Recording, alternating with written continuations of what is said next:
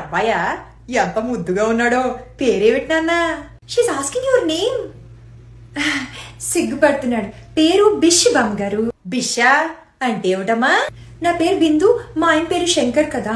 మా ఇద్దరి పేర్లోంచి ఫస్ట్ 2 అక్షరాలు తీసి బిష్ అని పెట్టాము. ఓహో, నీ పేరు ఉమా, మీ ఆయన పేరు శంకర్ అయితే ఉష్షని పెట్టావే కాబోసు. ఏ క్లాస్ చదువుతున్నావు నాన్న? She's asking which class you're in. అదేమిటమ్మా అన్ని ఇంగ్లీష్ లో చెప్తున్నావు? తెలుగు నేర్పించలేదు బామ్మగారు. సరిపోయింది. అవతల అమెరికాలో ఉంటున్న వాళ్ళు వాళ్ళ పిల్లలకి మన భాష, సంస్కృతి, సాంప్రదాయం తెలియాలని ట్యూషన్లు పెట్టించి మరీ నేర్పిస్తుంటే తెలుగు రాష్ట్రాల్లో ఉంటూ తెలుగు నేర్పించకపోవడం ఏమిటమ్మా?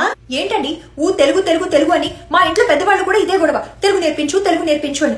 ఏంటి తెలుగు గొప్ప?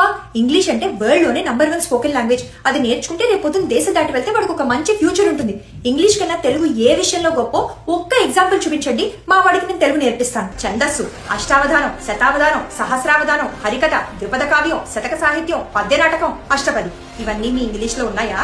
బుర్రకథ తెలుగులో తప్పితే వేరే ఏ ఇతర భాషల్లోనూ లేని ఒక గొప్ప కళ. కూచిపూడి తెలుగులో పుట్టి ప్రపంచ ప్రఖ్యాతిగాంచిన నాట్యకళ. వాగ్గేయకార సంస్కృతి తెలుగులో విరాజిల్లినంతగా వేరే ఏ ఇతర భాషల్లోనూ విరాజిల్లలేదు. దేశ భాషలందు తెలుగు లెస్స అన్నాడు విజయనగర సామ్రాజ్యాధీశుడైన శ్రీకృష్ణదేవరాయలు. ఇవన్నీ నీకు వినడానికి పాత చింతకాయ పచ్చడి కబుర్లాగా అనిపిస్తుండొచ్చు కదూ. సరే, ఇప్పుడు నేను నిన్ను ఒక ప్రశ్న అడుగుతాను. దానికి గానీ నువ్వు సరిగ్గా సమాధానం చెప్పగలిగితే నీ కొడుకు నువ్వు తెలుగు నేర్పించడం కాదు, నీ ఇంగ్లీషు గొప్పని నేను ఒప్పుకుంటాను. ధర్మ ఇంగ్లీష్లో ఏమంటారో చెప్పు. పోనీ కర్మ ఇది చెప్పు. సరే వదిలే. శ్రీరాముడు, శ్రీ మహాలక్ష్మి, శ్రీరామాయణము, శ్రీశైలము. పురుషుడికి, స్త్రీకి, క్షేత్రానికి, కావ్యానికి మర్యాద ఇవ్వడం కోసం నేను ఒకే ఒక అక్షరం వాడాను, శ్రీ అని.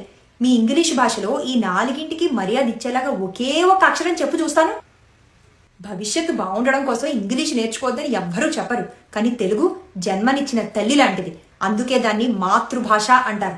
ముందు జన్మంటూ ఉంటే కదా బతుకుండేది, బతుకుంటే కదా భవిష్యత్తు గురించి ఆలోచించేది. అసలు అమ్మ లాంటి తెలుగుని అవమానించే నీలాంటి వాళ్ళకి, తెలుగు మాట్లాడడానికి చిన్నతనంగా భావించే వాళ్ళకి తెలుగు వాళ్ళని చెప్పుకునే అధికారమే లేదు. ఇంకొకసారి తెలుగు గురించి చులకనగా మాట్లాడేవో తోలు తీసి ఎండేసేస్తాను. బామా రిలాక్స్. సారీ బిందు, ఏమనుకోకు. సామ్, మీ బామ్మగారు తెలుగు లెక్చరరా? Gold medalist in MA English literature from Madras university. మరి తెలుగు గురించి ఇంత బాగా ఇన్ని విషయాలు? ఇప్పుడే చెప్పిందిగా తెలుగు అమ్మ లాంటిదని. ముందు అమ్మ, ఆ తర్వాత ఎవరైనా ఏదైనా.